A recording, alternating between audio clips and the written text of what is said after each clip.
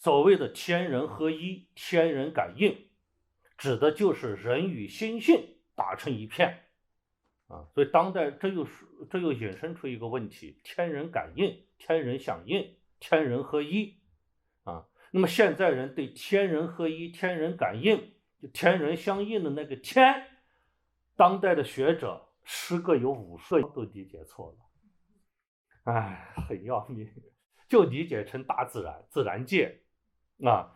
天人合一就是人和自然界和谐，大错特错。这个天指的是乾坤的乾，也就是心性的心性二字。有时候乾坤并用，有时候就单独说一个乾，乾者天也啊。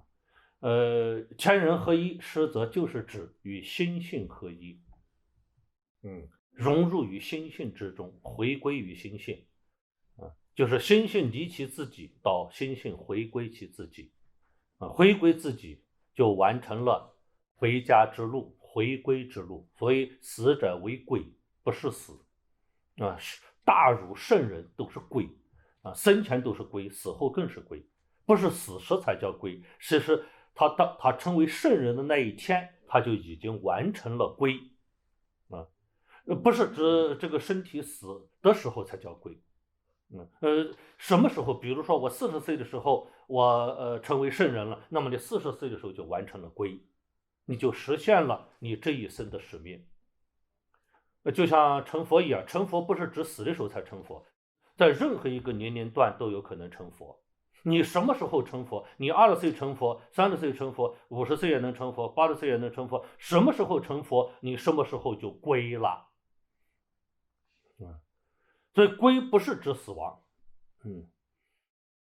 不是，更不是指死后为归。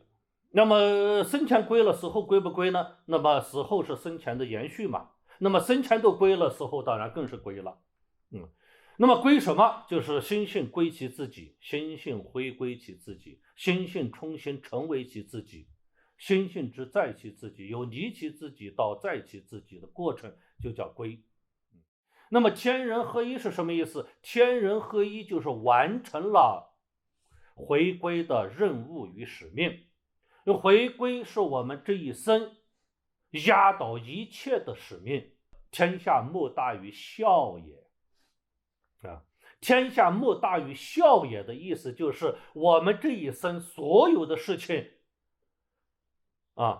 都不能压过与生俱来的回归的使命，就是让生命回归其自己，让心性回归其自己。这个使命一旦压过，你就错失孝道，你就开始背德而行，你就不孝了，你就行驶在不孝的人生之路上，这是很严重的至少在儒家看来，这是不可饶恕的。